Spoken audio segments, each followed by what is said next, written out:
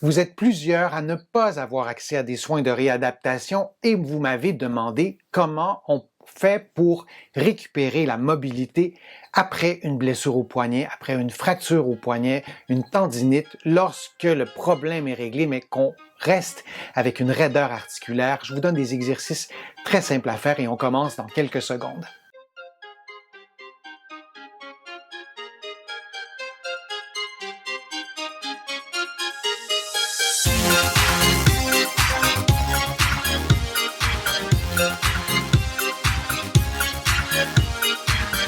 Je suis Denis Fortier. Si vous êtes nouveau ici sur ma chaîne YouTube, je vous conseille de vous abonner en cliquant sur le coin inférieur droit de l'écran. Vous pouvez vous abonner aussi gratuitement à mon infolettre en visitant mon site web, le www.denisfortier.ca. Vous allez pouvoir faire aussi une contribution en ligne. Vous le savez, ça m'aide à vous présenter de plus en plus de nouveaux contenus sur le web. Le poignet, c'est une articulation qui est vraiment très complexe. Il y a plusieurs os à l'intérieur du poignet. Si je prends mon squelette, il y a la main qui est là, il y a les doigts, mais il y a une série de petits os qui sont peut-être comme de petits cailloux et il y a deux os dans l'avant-bras et tout ça s'articule ensemble. Et donc, il y a plusieurs articulations dans le poignet. Lorsque vous palpez votre poignet, vous sentez ces petits cailloux qui sont à l'intérieur du poignet qui s'articulent entre eux. Et lorsqu'on a eu une fracture du poignet, lorsqu'on a immobilisé notre poignet parce qu'on avait mal, par exemple, s'il y a eu de l'enflure, s'il y a eu un segment à l'intérieur du poignet, parfois il y a une raideur qui s'installe. Et en présence de raideur, c'est vrai pour toutes les articulations, mais c'est particulièrement vrai pour le poignet, on souhaite mobiliser le plus rapidement possible. Mise en garde, les exercices que je vous présente aujourd'hui ne doivent jamais reproduire une douleur, ne doivent jamais augmenter une douleur. Si c'est le cas, vous arrêtez les exercices, vous vous assurez que vous les faites bien et si la douleur persiste, vous consultez votre médecin, vous consultez un professionnel de la rééducation. Aucun exercice ne doit être fait sans l'accord du médecin dans un contexte de fracture. Si vous avez eu une fracture, vous avez vu votre médecin qui vous a informé de la fracture, vous avez été probablement immobilisé avec un plâtre, avec une attelle, peu importe la forme d'immobilisation, mais vous devez vous assurer d'avoir l'accord de votre médecin, vous devez vous assurer que la fracture est consolidée et en aucun cas vous faites les exercices sans avoir eu l'accord de votre médecin.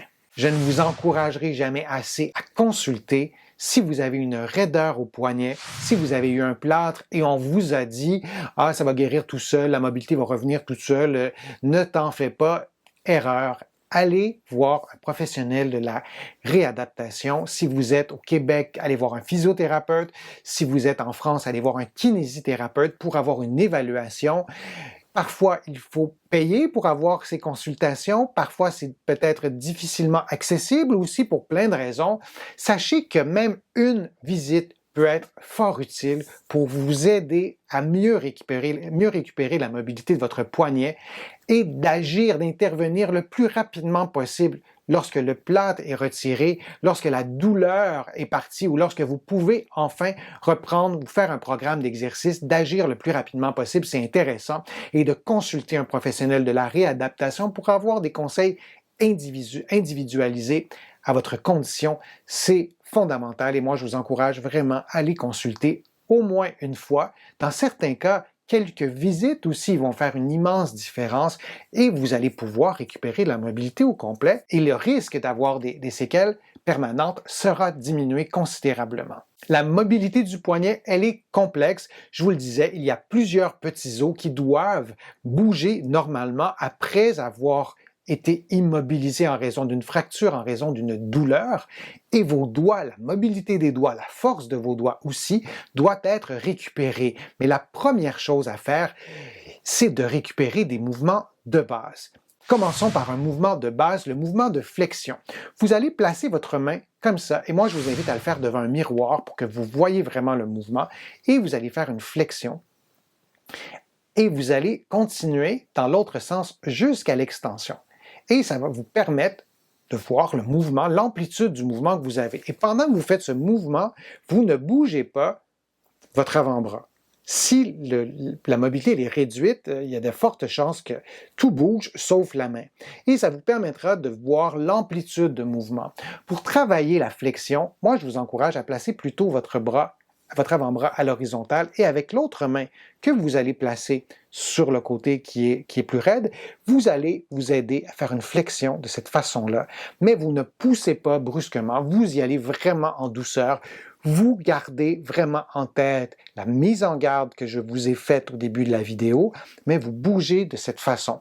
Vous pouvez appuyer un peu, bien sûr, mais vraiment graduellement, et vous revenez en position neutre. Vous pourriez aussi, moi je vous le montre dans cette position-là, mais vous pourriez avoir l'avant-bras appuyé sur une table, par exemple, votre main serait à l'extérieur de la table et vous pourriez faire exactement la même chose et la table permettrait de stabiliser votre avant-bras. Et on peut faire le mouvement inverse exactement de la même façon, comme ça. On peut aussi faire l'extension de cette façon. Vous placez vos paumes de la main une face à l'autre et vous descendez de cette façon-là. Évidemment, moi, je n'ai pas de raideur au poignet. Peut-être que si vous le faites, vous allez davantage vous trouver dans cette position, mais vous essayez de descendre le plus bas possible et vous revenez.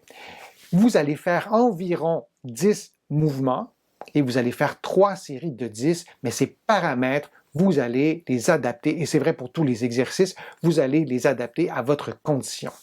Une technique qui vous aidera peut-être à aller chercher plus de mouvement, c'est la technique du contract-relax.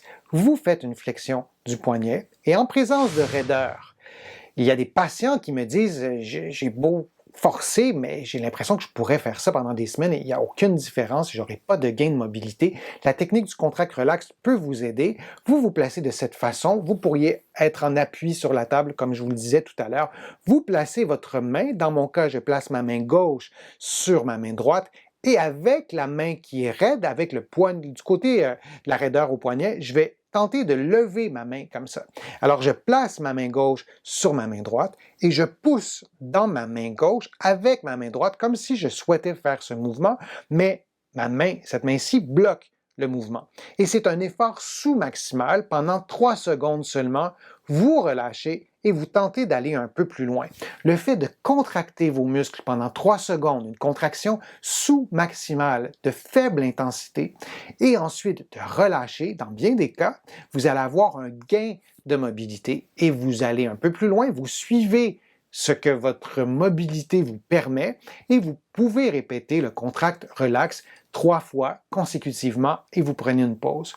Souvenez-vous que de mobiliser un poignet qui est raide peut être sensible et de prendre des pauses régulièrement peut vous aider à mieux tolérer les exercices. S'il y a de l'inflammation, s'il y a un changement de coloration de la peau, s'il y a des réactions inhabituelles ou une sensibilité un peu bizarre, et les exercices augmentent tout ça, vous arrêtez immédiatement les exercices et vous retournez voir votre médecin et vous lui demandez ce qui se passe, d'avoir une évaluation et de vérifier si c'est une bonne décision de faire des exercices.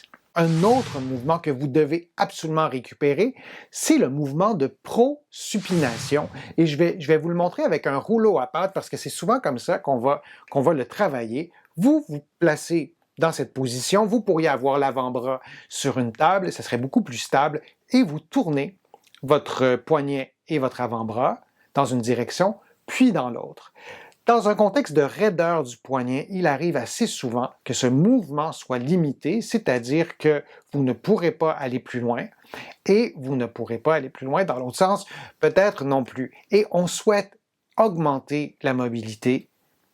Et la mobilité normale varie d'une personne à l'autre. C'est vrai pour tous les mouvements de vos articulations, mais en général, on arrive à une certaine horizontalité si je prends comme référence la position du rouleau à pâte dans les 2 directions. Vous pourriez et vous devriez en fait comparer cette mobilité avec l'autre côté. Et en général, la mobilité du côté droit ressemble un peu à la mobilité du côté gauche. C'est la même séquence de mouvements. Vous allez faire entre 5 et 10 mouvements. Vous allez répéter 3 séries. Je vous ai montré le mouvement avec un rouleau à pâte. Vous pourriez faire l'exercice avec un marteau, avec un rouleau à pâte en marbre. Il sera beaucoup plus pesant, avec un autre objet et varier et plutôt augmenter graduellement le poids de l'objet. Vous aurez donc à la fois un exercice de mobilité et lorsque vous aurez retrouvé votre mobilité, cet exercice deviendra un exercice de renforcement parce qu'il faut aussi retrouver la force. Le but de ma vidéo d'aujourd'hui, c'est de vous aider à retrouver la mobilité et vous avez des exercices pour vous aider à le faire. N'oubliez pas qu'il est essentiel de retrouver la force musculaire, l'endurance musculaire et pour une blessure au poignet, on doit s'assurer de récupérer la force du poignet, mais en fait la force de la main, la force des muscles de l'avant-bras et la force du coude aussi, qui est parfois altérée après, par exemple, avoir subi une fracture du poignet. J'espère que ma vidéo vous a plu, j'espère que les informations étaient claires, précises, aidantes, et si c'est le cas, je vous invite à la commenter, à la partager sur vos réseaux sociaux, à cliquer j'aime. Vous le savez, ça me donne plus de visibilité, ça m'aide à produire de nouveaux contenus. Vous allez trouver des informations aussi sur mon site web, le www.denisfortier.ca. Vous allez aussi trouver beaucoup d'informations dans mes livres qui sont disponibles partout au Canada, en librairie et sur le web. Mes livres sont aussi disponibles partout dans le monde, notamment en France, en librairie et sur le web. Je suis Denis Fortier. Je vous remercie beaucoup. À bientôt.